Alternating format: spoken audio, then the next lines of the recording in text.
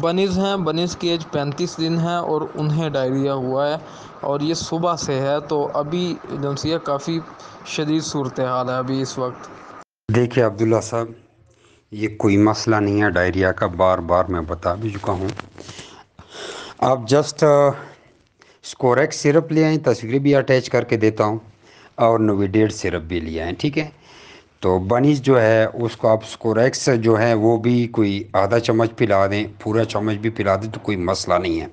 اچھا، لیکن اسکوریکس میں آپ نے تھوڑا نویڈوٹ کا پاؤڈر مکس کر دینا ہے اسی اسکوریکس میں، ٹھیک ہے۔ انشاءاللہ بنیز آپ کا ٹھیک ہو جائے گا۔ اور ایک کیلا لیں، اس کے سامنے رکھ دیں، اس کو کیلا کھلائیں۔